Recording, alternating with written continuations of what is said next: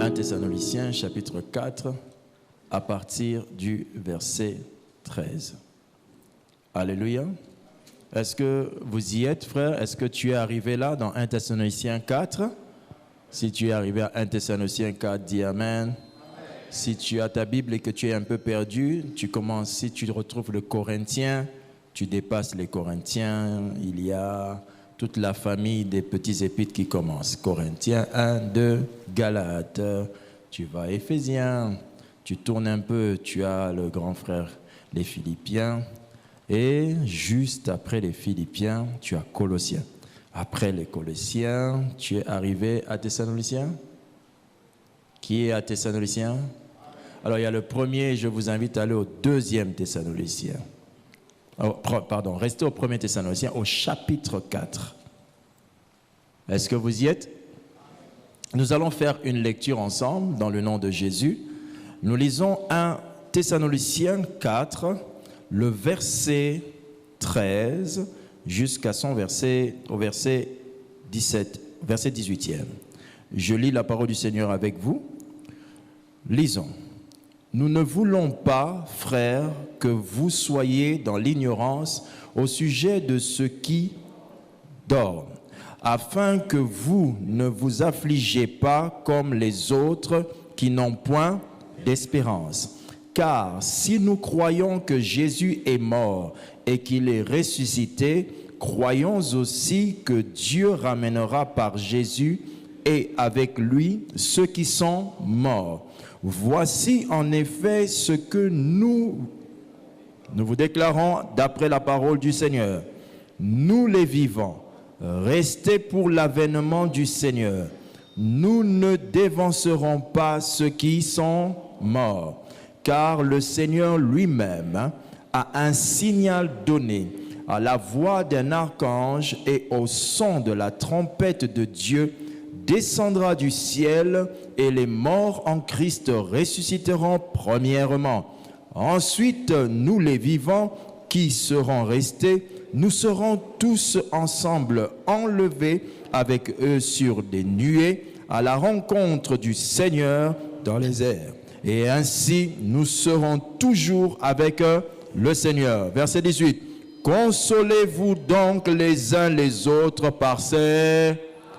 Acclame le Seigneur. Nous pouvons nous asseoir. Ce texte des Écritures présente que le Seigneur Jésus revient, et il revient certainement et bientôt. Et dans ce texte, la Bible décrit un peu comment est-ce que les choses vont se faire. Parmi les détails sur le retour de Jésus, on nous dit que même les personnes qui sont mortes avant nous et qui étaient chrétiennes, ces personnes-là ne vont pas rater le retour de Jésus. Le retour de Jésus, vous entendez souvent parler de ça. L'expression biblique du retour de Jésus, c'est l'avènement de Jésus. L'avènement de Jésus. Pour chacun d'entre nous ici, nous devons nous dire que l'avènement de Jésus est une vérité. Jésus revient bientôt. Cette annonce du retour de Jésus a emmené certaines personnes à douter parce que la Bible précise qu'il revient bientôt. Le bientôt de Jésus, quand la Bible dit « revient bientôt », ce n'est pas lié à une heure de la montre des hommes, mais c'est lié à un temps dans l'histoire. Jésus revient bientôt, sous-entend qu'au moment où vous recevrez l'évangile, sachez que l'arrivée du Seigneur est proche. Bientôt veut dire proche. Bientôt veut dire proche. Maintenant, dans les Écritures, vous allez vous étonner, vous dites, mais pourquoi il avait dit qu'il reviendra bientôt, mais il n'est toujours pas là? Parce que la Bible dit, c'est à cause de certaines personnes qui n'ont encore pas été converties, qui, à cause de la dureté de leur cœur, que Dieu, dans sa patience, qu'est-ce qu'il fait? Il a allongé le temps pour permettre que les hommes qui n'étaient pas sauvés soient comment? Sauvés. Jésus pouvait revenir depuis longtemps, mais le fait que Dieu, dans sa patience, veut sauver Lévi, veut sauver qui? Il a retardé le temps du retour du Seigneur Jésus. En matière du retour de Jésus, comme nous l'avons vu dans le séminaire, pour ceux qui sont arrivés et ont suivi le séminaire depuis le début, en matière du retour de Jésus, la date du retour de Jésus n'est pas connue. Mais nous savons quels sont les signes qui viendront avant le retour du Seigneur Jésus. Parmi les signes du retour du Seigneur Jésus, nous avons des signes liés aux nations, telles que les guerres entre les nations. Les guerres entre les nations qui précèdent le retour du Seigneur Jésus, vous allez peut-être dire, mais il y avait de grandes guerres, telles que la guerre mondiale, la guerre dans le temps d'Hitler, les guerres de 40-45, je pense bien aussi. Et vous allez vous dire, mais pasteur, il y a eu beaucoup de morts là-bas. Oui, vous pouvez le dire ainsi. La guerre, il y a les guerres, parmi les grandes guerres que vous connaissez, elles ont fait 20 millions de morts. Mais aujourd'hui où je vous parle, il n'y a aucune guerre comme la guerre mondiale qui se fait dans le monde, mais les guerres ethniques, les guerres dans tout le monde, les petites guerres que vous entendez là à l'Est, nous avons perdu combien de personnes? 6 millions de morts à l'Est. Quand vous allez dans d'autres nations, il y a des guerres. Je vais au Rwanda, dans mon pays, parce que je suis rwandais. Amen. Je suis aussi gabonais, je ne sais pas si vous êtes au courant, que je suis aussi portugais. Lorsque je vais dans mon pays, le Rwanda, alléluia. Oh, amen. Vous êtes tous rwandais, portugais, vous êtes terriens. Quand je vais dans mon pays, le Rwanda, j'ai perdu beaucoup de mes frères là-bas en millions. Alors, toutes ces petites guerres, aujourd'hui, il est démontré qu'elles ont fait 50 millions de morts. Ça veut dire que même la guerre mondiale n'a pas tué plus de personnes que les petites guerres qu'il y a de par le monde. Ce qui sous-entend que, quand vous doutez en disant, mais il n'y a pas les grandes guerres dont parle la Bible, je ne vois pas ces guerres, est-ce que Jésus revient vraiment? Non, vous vous trompez. Les signes de la fin de temps ne sont pas des signes, des choses qui se sont déjà faites, c'est-à-dire, ce n'est pas parce que la guerre que je dis aujourd'hui est déjà faite que ça veut dire que Jésus ne revient pas maintenant parce qu'il y avait déjà des guerres. Non. Les signes de la fin de temps sont des choses que nous voyons déjà. Nous les voyons déjà, mais sauf que quand Jésus est sur le point d'arriver, ces signes seront d'une ampleur très élevée. Ça veut dire quoi? Comme je viens de vous faire remarquer, la guerre mondiale et les guerres d'aujourd'hui, l'ampleur des morts est plus élevée aujourd'hui que dans toutes les guerres connues. Je t'entends dire amen. Les signes sont donc une vérité. On ne peut pas douter de ça. C'est la vérité. Mais tous ces signes-là annoncent l'avènement de Jésus. Et l'avènement de Jésus, ce que vous entendez, le retour de Jésus, il reviendra pourquoi? Il reviendra pour chercher son Église. Cherchez vous, cherchez moi, si et seulement si je respecte les critères de sélection. Quand Jésus viendra nous chercher, pourquoi il vient nous chercher? Parce qu'il avait promis qu'il allait revenir nous chercher. Je tiens à dire à tout le monde que quand Jésus était monté au ciel, il n'était pas monté parce qu'il avait envie d'aller voir son Père. Il était monté pour nous réserver une place. La raison pour laquelle mon Jésus revient, c'est parce qu'il a trouvé la place pour qui? Et il doit venir te prendre pour t'emmener à ta... Donc le retour du Seigneur Jésus est une bonne nouvelle. Acclamons le Seigneur.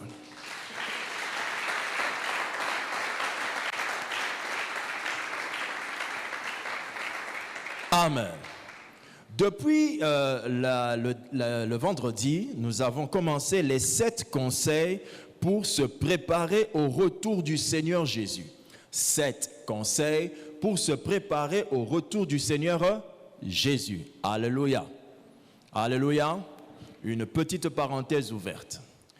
Le retour du Seigneur Jésus, ce n'est pas la fin du monde.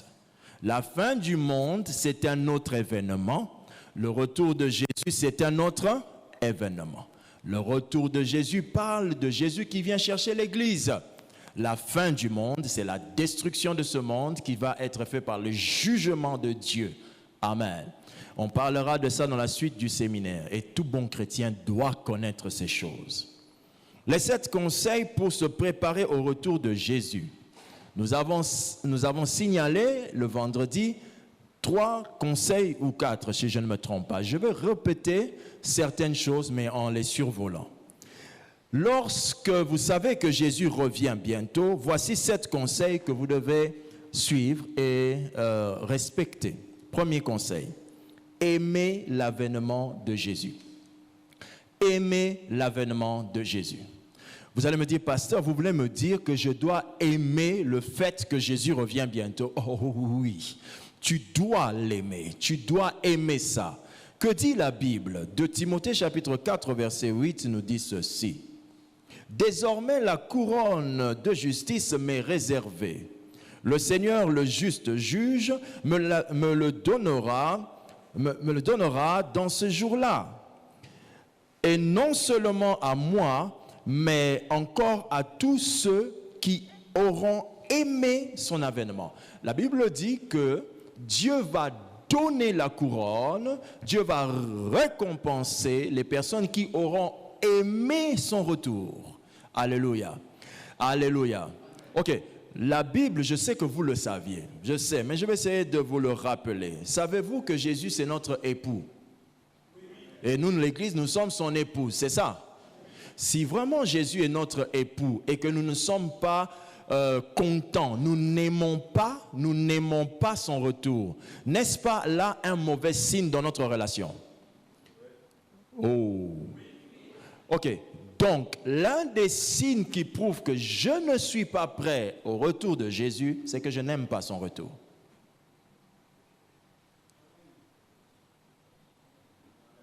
Oh, certains me regardent avec un regard de deuil. C'est aujourd'hui que tu peux tout réparer au cas où tu n'es pas prêt. D'accord? Amen? Très bien. Deuxième conseil, vous devez trouver merveilleux l'avènement du Seigneur Jésus. Trouvez merveilleux l'avènement du Seigneur Jésus. La Bible dit dans le livre de Tite, chapitre 2, verset 13, en attendant, la Bible parle du retour de Jésus en disant, en attendant la bienheureuse espérance. La Bible appelle le retour de Jésus la bienheureuse espérance. En tant qu'enfant de Dieu, chaque enfant de Dieu doit considérer que le retour de Jésus, c'est une bienheureuse espérance. C'est-à-dire, c'est quelque chose de bien. C'est-à-dire, c'est une bonne nouvelle. C'est vraiment une réjouissance. C'est particulier, c'est extraordinaire, c'est bien. Oh, que c'est bien. Alléluia. Alléluia. Oh, amen. Lorsque vous entrez dans la présence de Dieu et que vous êtes en train de prier, vous allez vous rendre compte qu'il y a une seule chose que vous aurez dans votre cœur comme désir. Jésus vient. Alléluia. Si vous avez déjà prié une fois dans la présence de Dieu, vous saurez qu'il n'y a rien qui est comparable à la présence de... Et quand Jésus entre dans ta chambre, toutes les choses de ce monde n'ont plus de sens. Peut-être vous n'avez pas encore fait cette expérience, mais je vous exhorte, pendant le peu de temps que nous avons sur cette terre, de chercher la présence du Seigneur Jésus. Vous verrez comment elle est glorieuse, elle entre, elle couvre tout, et elle te fait oublier tous les millions de dollars que tu espères. Je vous le dis, si on vous propose Jésus à 4 milliards de dollars, seul celui qui ne le connaît pas choisira 4 milliards de dollars. Mais celui qui a déjà été dans sa présence, je vous le dis, va dire, je préfère Jésus aux 4 milliards de dollars. Mais si ma phrase que je viens de dire a démontré dans ton cœur que non, toi tu allais choisir les 4 milliards, c'est dans un silence très profond que je voudrais te dire à ton cœur que répands-toi aujourd'hui et reçois Jésus. Alléluia. Troisième conseil que nous avons dit, vivez suivant les critères pour participer à l'avènement. Vivez suivant les critères pour participer à l'avènement. Alléluia. Vous ne pouvez pas, par rapport à l'avènement, au retour de Jésus, je vous le dis, tout le monde n'ira pas. Je t'entends dire amen. Dites avec moi, Dieu est amour. Dieu est amour. Parce que Dieu est amour, cela ne veut pas dire que Dieu est stupide. Dieu n'est pas que amour, Dieu est aussi juste.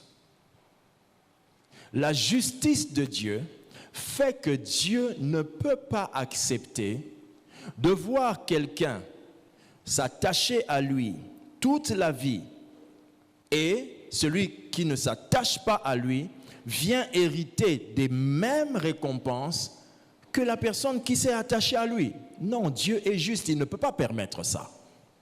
Est-ce que j'entends quelqu'un dire amen?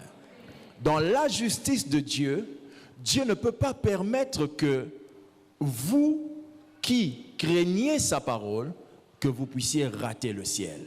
Comme aussi, dans la justice de Dieu, il ne permettra pas à cette sœur qui, au travail, sort avec le PDG, d'être enlevée le même jour que toi qui as refusé les avances de votre PDG. La sœur qui a refusé de sortir avec son patron doit savoir qu'elle a les critères pour l'enlèvement. Dis amen. Bien sûr, il faut d'abord recevoir qui dans sa vie? Lorsque tu as reçu Jésus dans ta vie et que tu te préserves au travail, tu te qualifies à l'avènement de Jésus. Qui dit avec moi amen? Oh, ce n'est pas par hasard, ma sœur, que je te dis non. Tes avances ne me font pas avancer.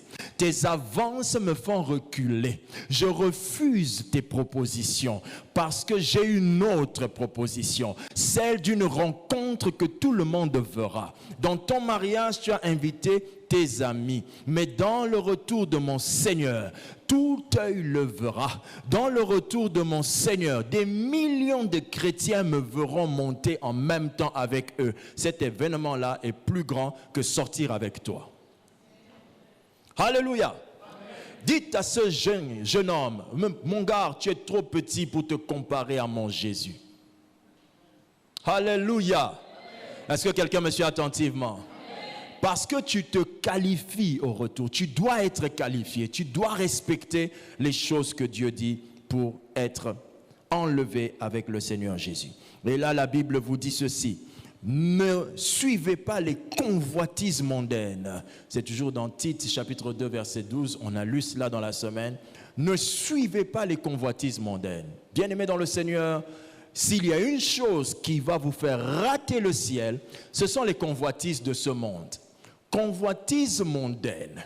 Convoitise mondaine veut dire le fait de vouloir s'adapter à ce monde. Alléluia. Je ne suis pas contre l'Apple. J'aime le téléphone Apple. Je trouve que c'est l'un des téléphones les plus intelligents qui existent.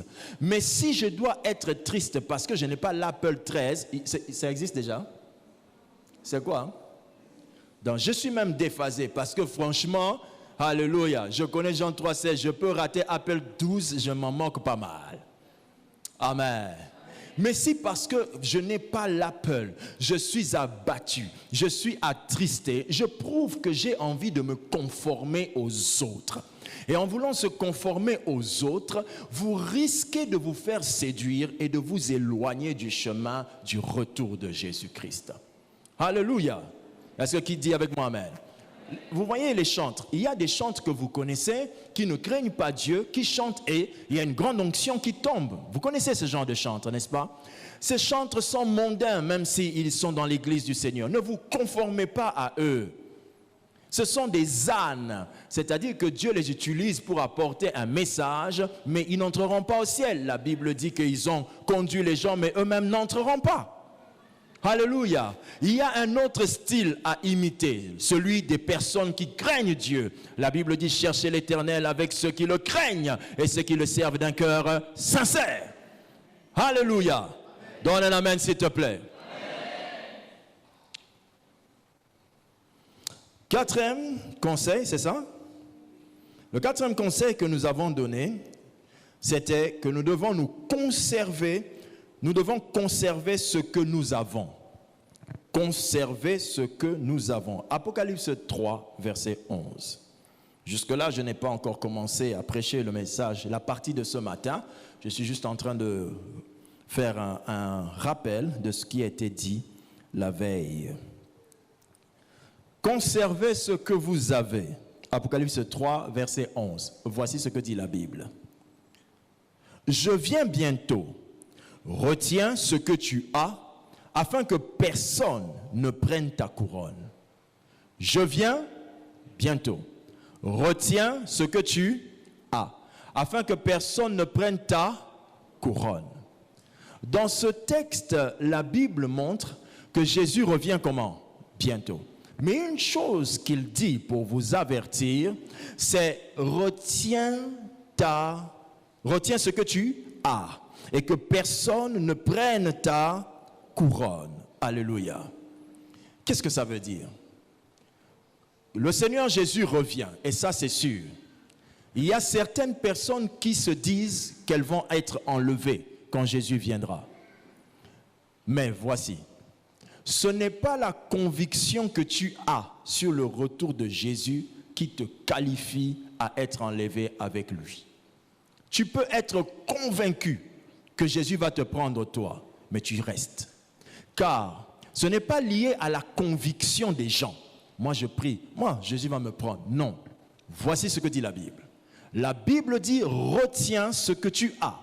Ce qui sous-entend que quand Jésus reviendra, il tiendra compte aussi de ce qu'il t'avait donné à utiliser sur cette terre.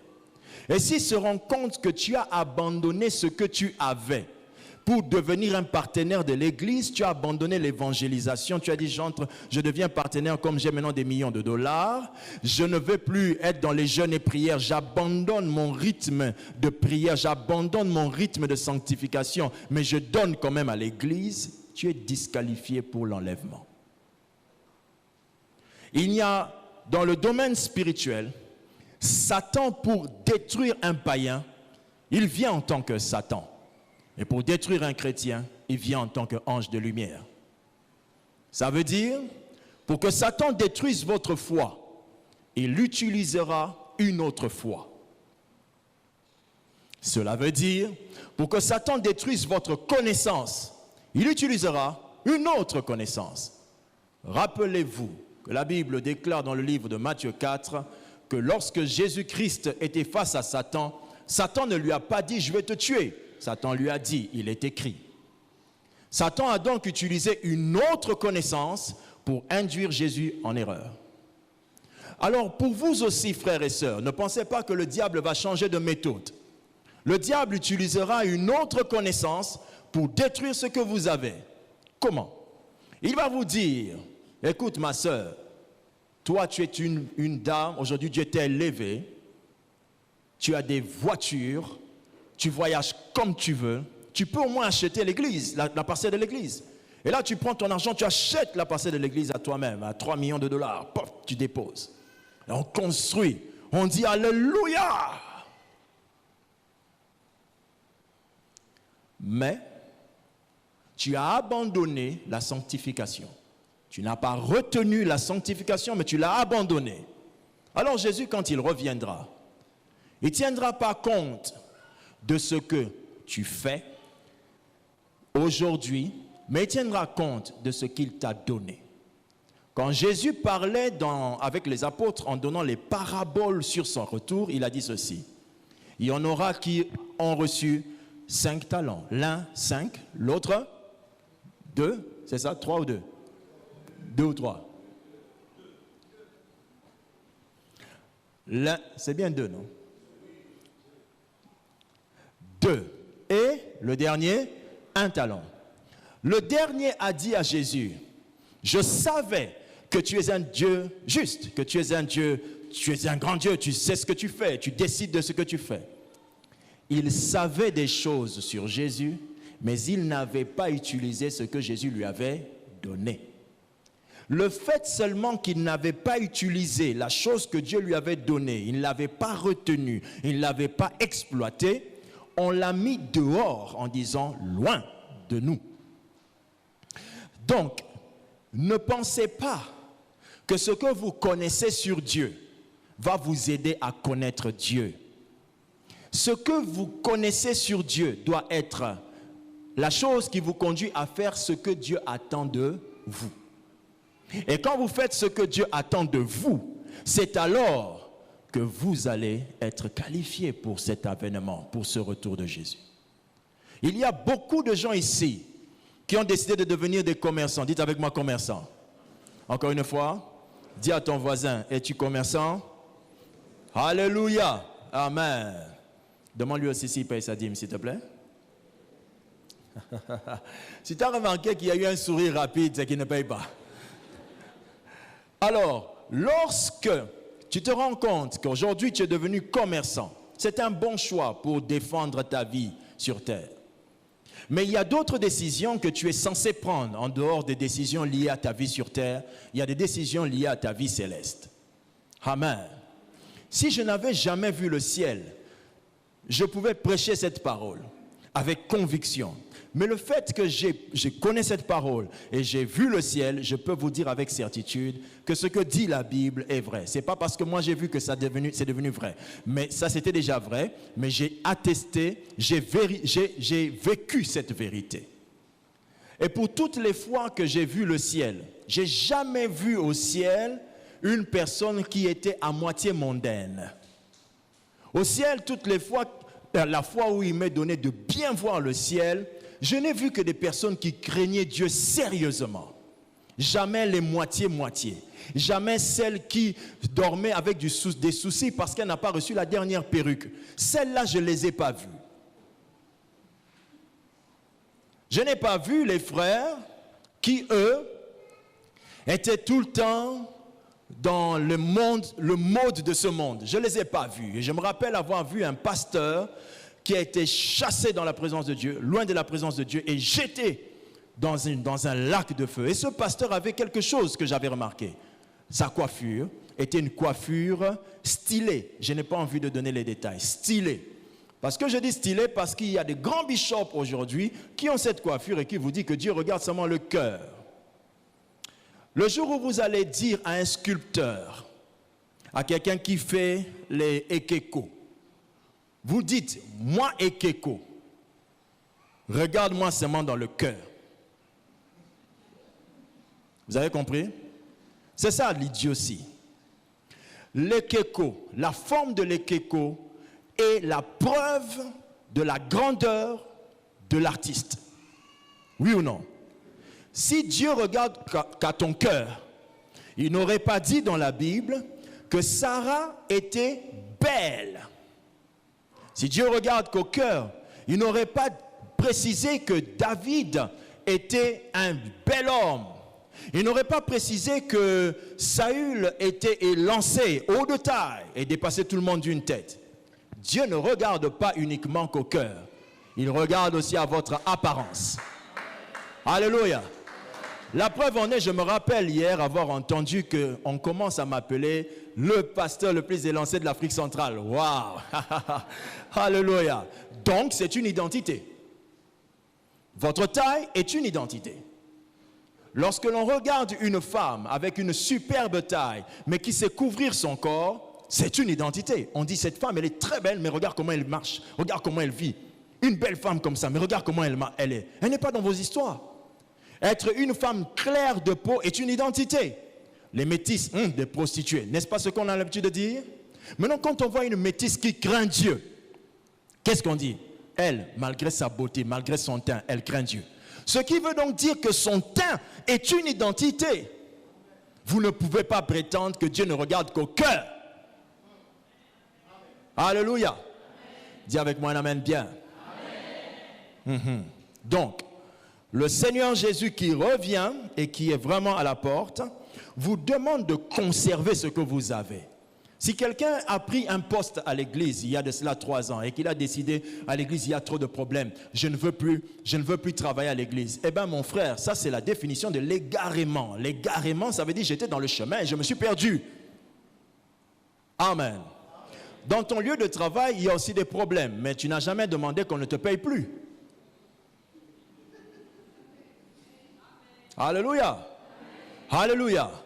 Ce n'est pas les problèmes entre les hommes qui t'empêchent d'être un bon homme.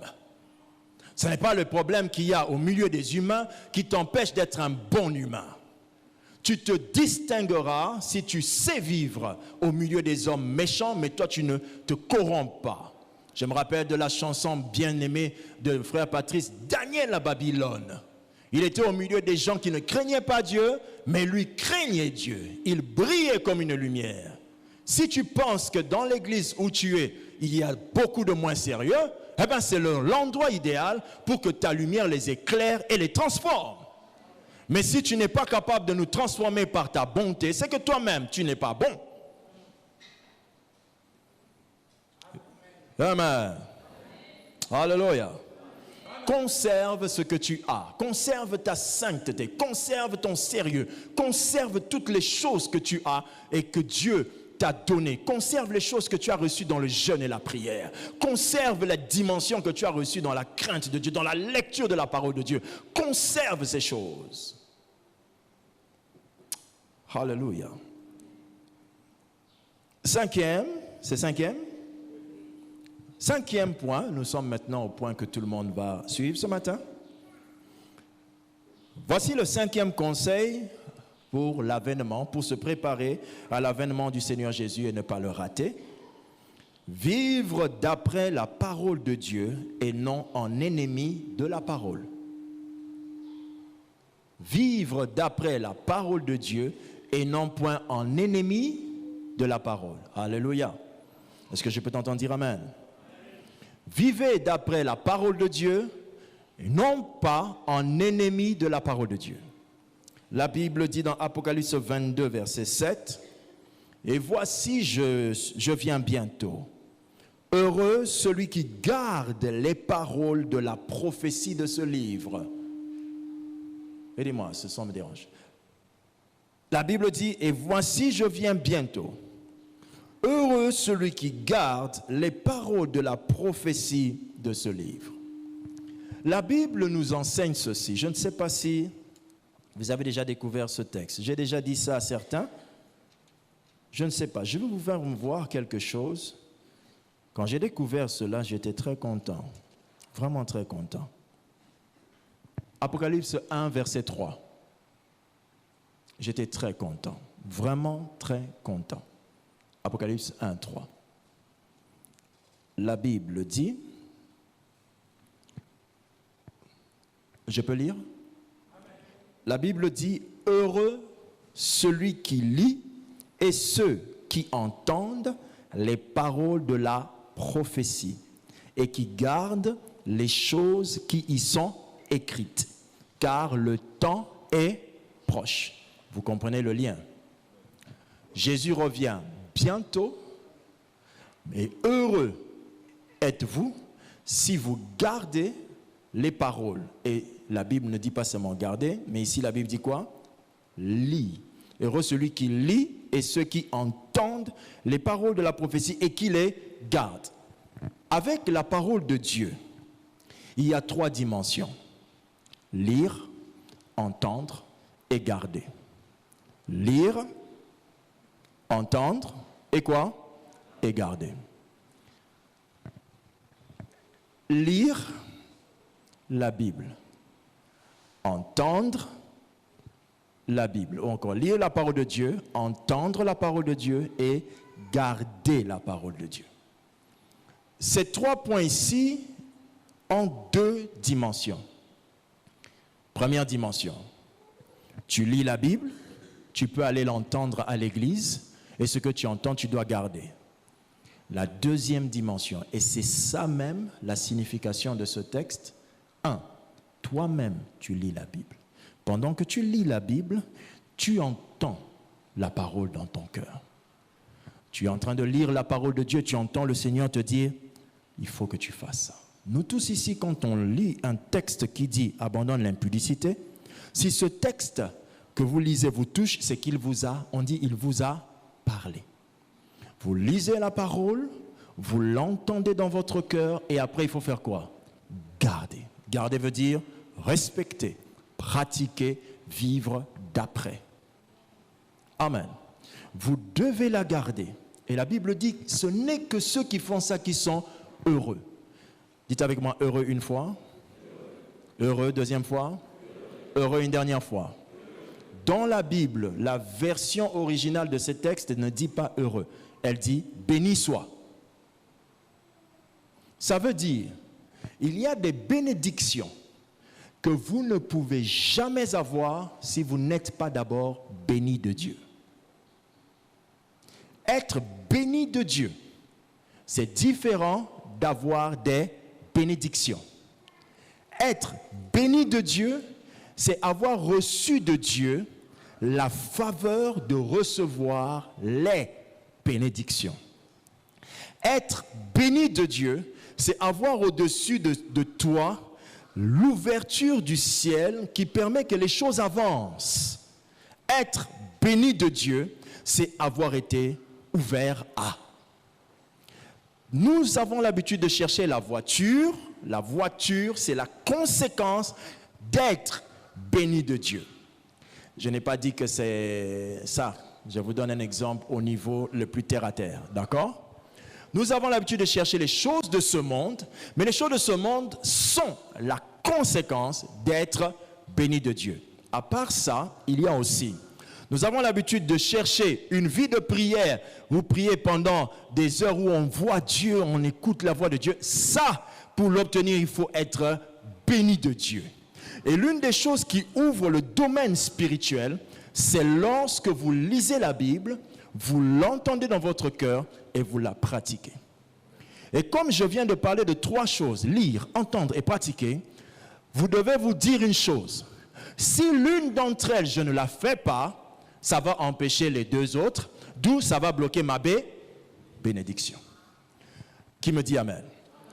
Aucune imposition des mains d'un pasteur n'est plus puissante que ce principe de bénédiction. Et ce principe de bénédiction nous prépare au retour glorieux de Jésus. Dites avec moi, viens. 6e conseil. L'avènement de Jésus est une récompense pour chacun. Alors, voici le 6e conseil. Préparez-vous pour une récompense.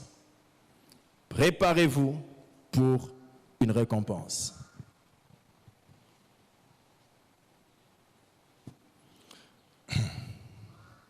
Apocalypse chapitre 22, verset 12. Ma Bible déclare, la vôtre aussi. Voici, je viens bientôt, et ma rétribution est avec moi, pour rendre à chacun selon ce qu'est son œuvre. Je viens bientôt, ma rétribution est avec moi, pour rendre à chacun selon quoi? Son œuvre. Est-ce que mes gaillards en veste peuvent venir là? Les 3 chantres là? Oui, venez. Avec mon fils derrière, venez. Non, Jérémie il reste là. Alléluia. Montez s'il vous plaît. Ah, you look well today. Vous êtes bien habillés aujourd'hui. Alléluia. Il fallait me faire signe, j'allais aussi mettre un demi-Dakar. Alléluia. La Bible dit qu'il revient bientôt. Et dans son retour, le Seigneur Jésus précise qu'il vient avec sa rétribution. J'ai besoin de Jésus. Quelle grâce. Alléluia. Ne vous en faites pas, personne d'entre vous est Satan. Ma rétribution est avec moi.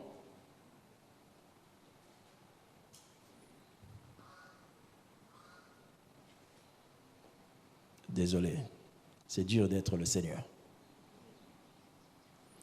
Mettez-vous là-bas. Ça va. Lui, c'est Jésus. Il revient bientôt. Et quand il vient, le Seigneur Jésus vient avec quoi entre ses mains?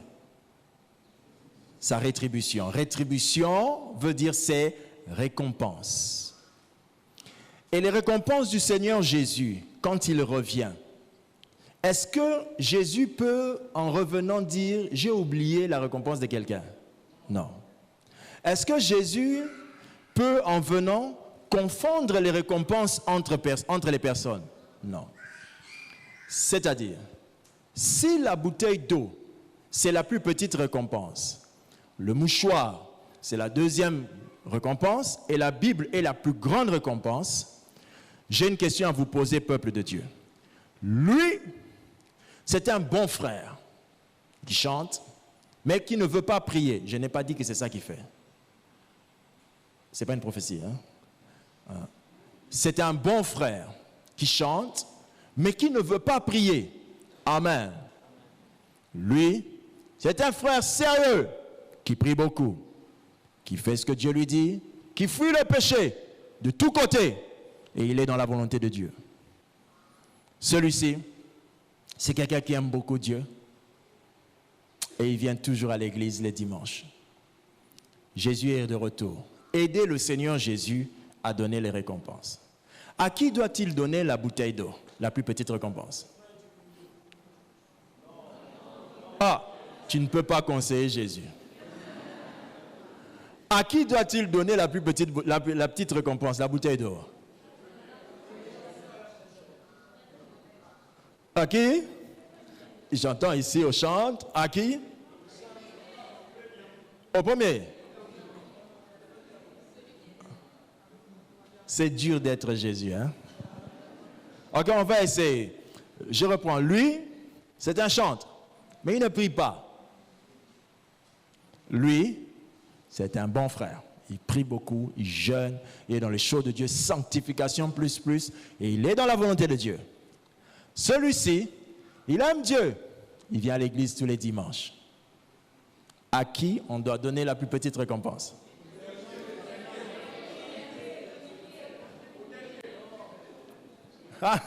Il est toujours convaincu que c'est le chantre. Pourquoi le chantre? Il ne prie pas. Mais celui-là aime Dieu et il vient à l'église. Il ne prie pas, il ne se sanctifie pas.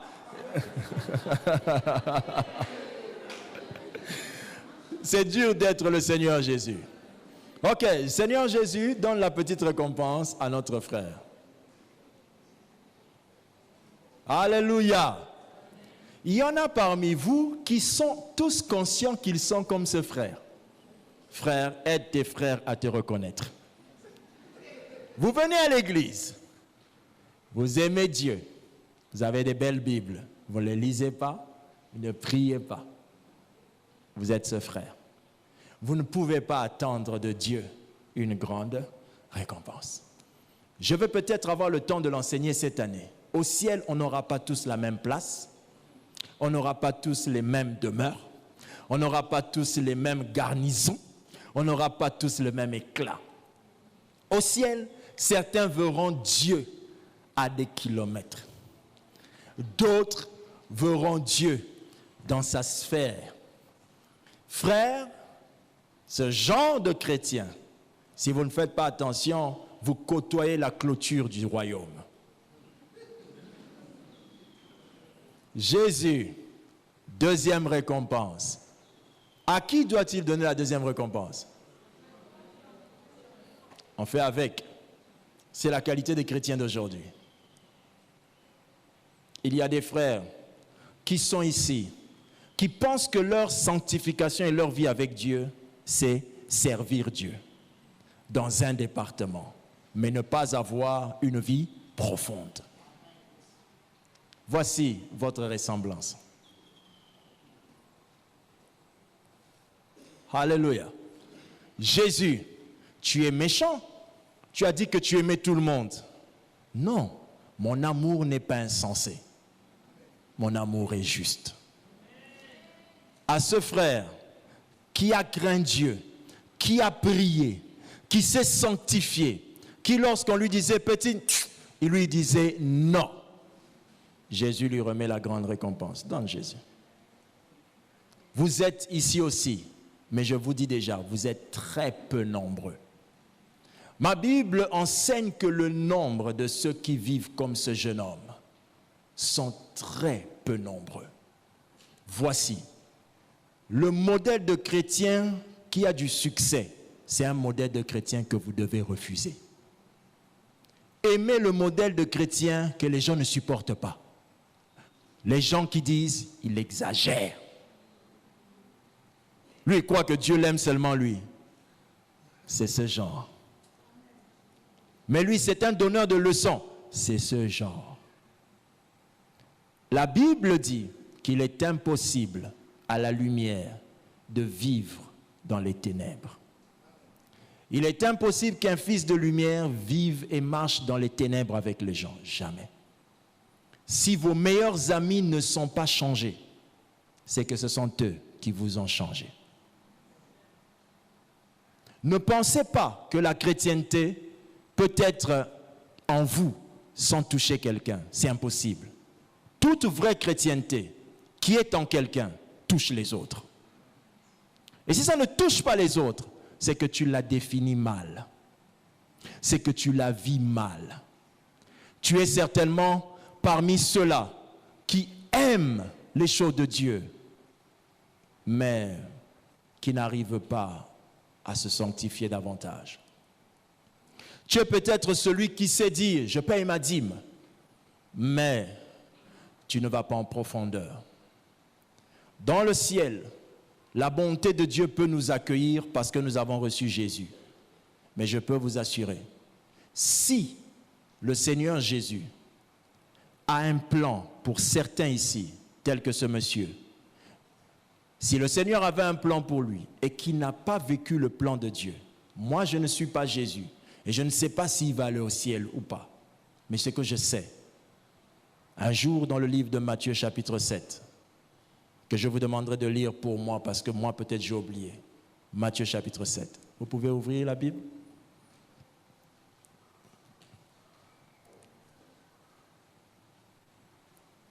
Matthieu chapitre 7. C'est une grosse Bible.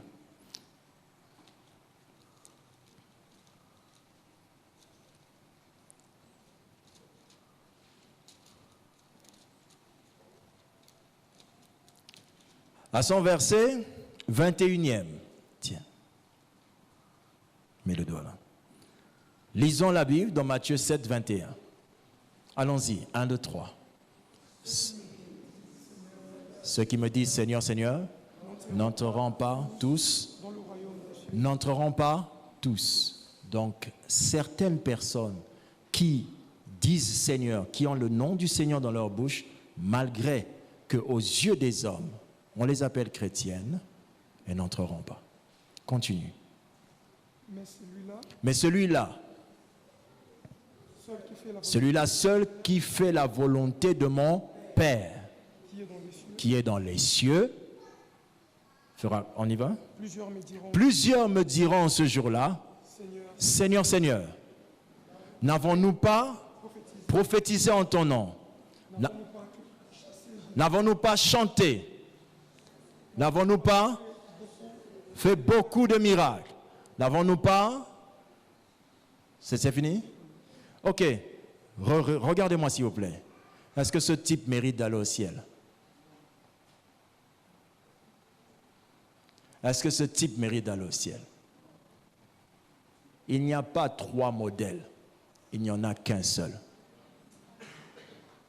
Votre Dieu n'a pas élaboré un système où certains, bossa la mingité, bien bossa la mingi. Voilà l'unique modèle. Sanctification, prière, volonté de Dieu, servir Dieu, s'éloigner du mal sur toutes ses formes. C'est la seule méthode. Donc, si vous étiez Jésus, vous aurez commis cette erreur-là. Mais votre maître ne commettra pas cette erreur. Il nous connaît individuellement.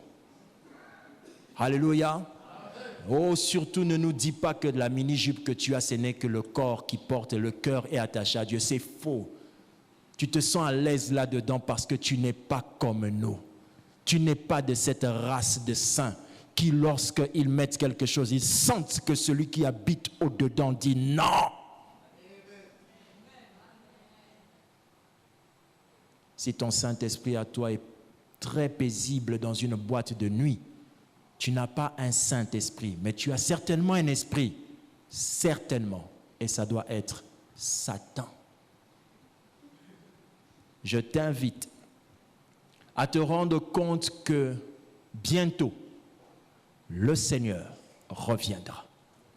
Mais pas pour prendre les mamans qui parlent beaucoup dans les églises et qui finissent la vie des âmes par des discussions inutiles et insensées, qui insultent une dame de la tête jusqu'aux pieds. Non, madame, si c'était ça votre culture, préparez-vous à rester comme ceux qui sont derrière moi. Mais ce genre de modèle, c'est l'unique modèle. J'aimerais que le peuple de Dieu apprenne à aider leurs frères. Si Caïn avait dit, suis-je le gardien de mon frère, ça a été la première chose, le premier péché qu'il avait commis, qui l'a poussé à commettre le deuxième, tuer son frère. C'est ta manière de concevoir Dieu qui peut te permettre, te tolérer de faire une chose ou pas. Comme Caïn pensait qu'il n'était pas le gardien de son frère, il a pu le tuer. Madame, monsieur, que pensez-vous de la foi? Si la manière que vous pensez la foi est une manière qui vous fait tolérer le mal, votre manière de penser vous conduira aux mauvaises actions. Il n'y a qu'un seul modèle. Et je vous invite, si vous ne vous reconnaissez pas à ce modèle, que chacun baisse sa tête maintenant. Et que chacun essaye de réfléchir à ce modèle. Prenons quelques secondes.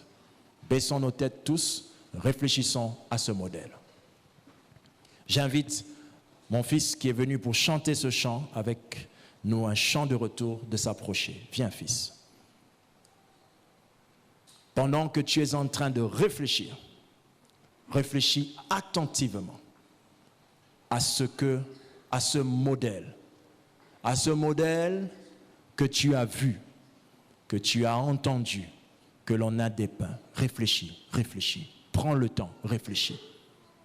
Nous allons prendre ce temps pendant quelques minutes, le temps de ce beau cantique qui durera 3, 4, 5 minutes, et nous allons méditer, réfléchir sur ce merveilleux cantique qui nous parle du retour glorieux de notre Seigneur, et que chacun prenne le temps, continue à réfléchir.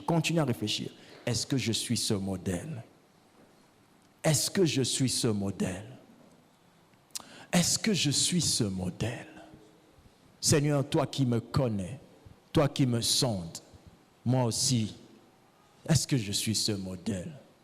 Toi qui me parles à l'intérieur, que le protocole, tout le monde qui travaille, soyez dans la concentration. Que personne ne parle à son frère, que tout le monde se concentre. Vous êtes dehors, vous m'entendez à la sécurité. Prenez le temps de réfléchir. Les frères qui sont devant, dehors, partout où vous êtes. La sécurité, méditez sur ce que je suis en train de dire. Réfléchissez. Est-ce que vous êtes le modèle de ce chrétien? Réfléchissez vous aussi. Et demandez à ceux qui sont à côté de vous de réfléchir. Que chacun de nous prenne ce temps. Réfléchissez. Analysez.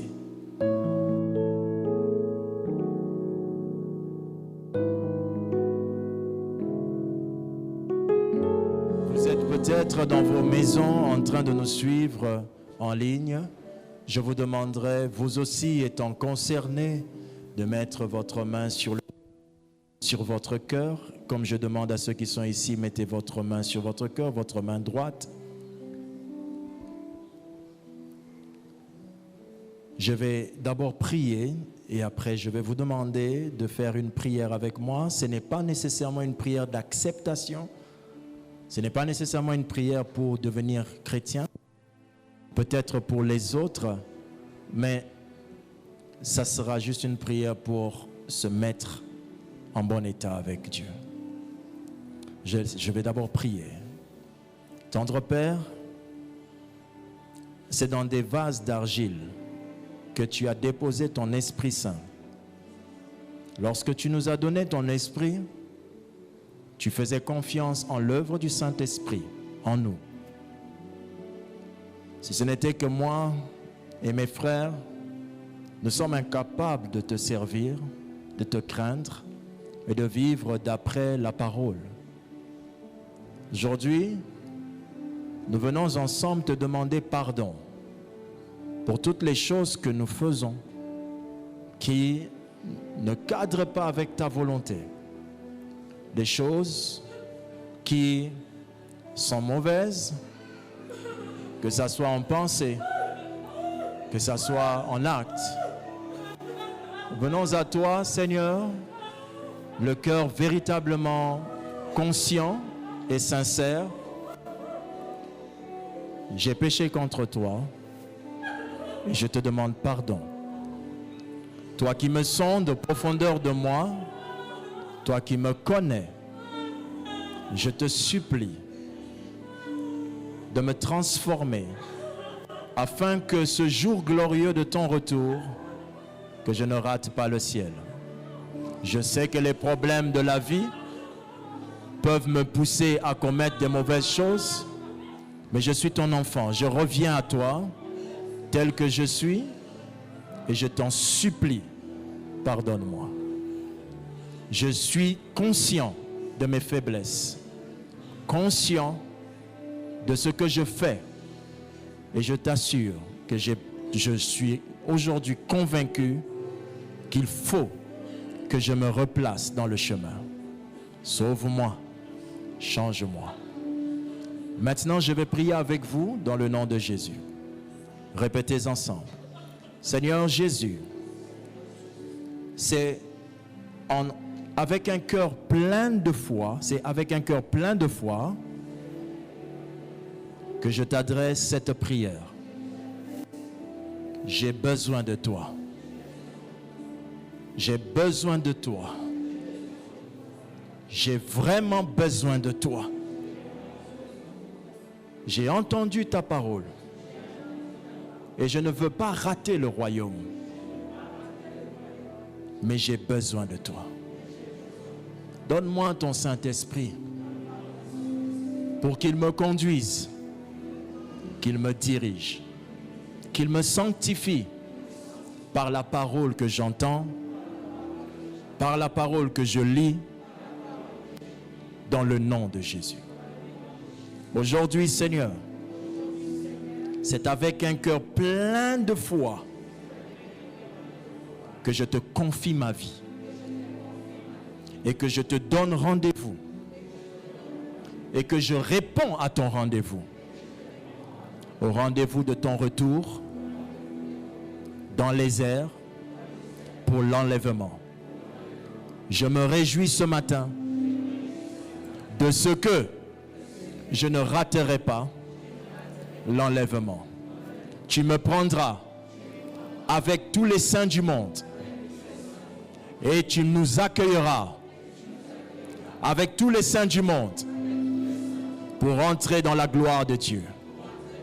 Merci Seigneur Jésus, Sauveur de ma vie, le merveilleux Roi, le merveilleux Seigneur. Nous avons ainsi prié au nom de Jésus. Amen. Acclame le Seigneur. Acclame le Seigneur.